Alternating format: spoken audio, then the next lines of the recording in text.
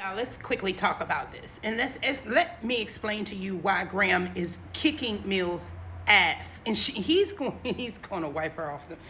So, all right, look. Graham Platner has...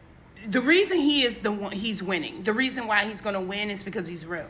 So you have the establishment Democrats trying to hold his little Nazi tattoo against him. And then he has, he's on the record saying some shit about women from some time ago. Now, why the reason why people are overlooking these tropes, these tactics that corporate Democrats normally use, is because first of all, they're tired of the bullshit. So fucking what? He's a human being, okay? He made mistakes. He's made mistakes in his life. We expect a human to make fucking mistakes. He's not a Manchurian candidate. Yeah, okay. When he was 18, 19 years old, his ass was drunk. He was fucking on the other side of the world, all right? And he got a tattoo. And I absolutely believe he had no idea it was a Nazi tattoo. Want to know why? He was educated in the American education system. There's no way that his education in his junior high and high school, they were teaching Nazi symbolism so they can understand when they're out and about and possibly getting tattoos that they don't get a fucking Nazi tattoo. There's no way he knew that shit. It's not like Graham is a scholar in Nazi symbolism. So yeah, it's plausible to believe that he saw a skull and crossbones and just thought this shit was cool. And when he realized that it could have been the Totenkopf or whatever the hell that bullshit is called, he got it removed. All right, that's cool. I ain't got no problem with that, Graham. I don't have no problem with that.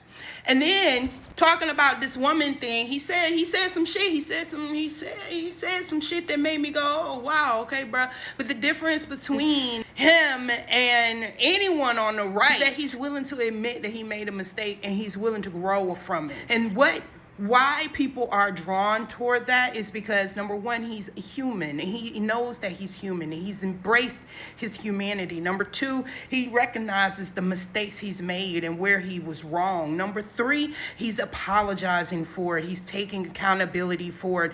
He hasn't gone out and scrubbed social media to hide the shit that he said. If it comes the fuck out, it comes out, and he gives an explanation. If you like it, you like it. You don't, you don't. And that's why he's real. That's why he's winning. That's why he's winning. But there's one last thing. There's one last component to this that the Democrats are missing. Democrats were tired of these fake ass perfect candidates that you're trying to put up. We're tired of it. You corporate Democrats. I call them cookie cutter Democrats. The cookie cutter politician. The person that has to present this perfect persona and background and moral capacity in order for the Democrats to accept you. And it's that puritanism that has caused the Democrats to be in one of the worst positions in political history that they could possibly be in. The fact that they have allowed their arrogance and their lack of the party of second chances refuses to give second chances to people who are seeking them. Somebody like Graham Platner, who would absolutely wipe the floor with the Republican Senate candidate on the fall in Maine. He's perfect Maine candidate. He's fucking perfect for Maine. Y'all want Janet Mills to win. You corporate Democrats are missing the mark. You are not listening to the people.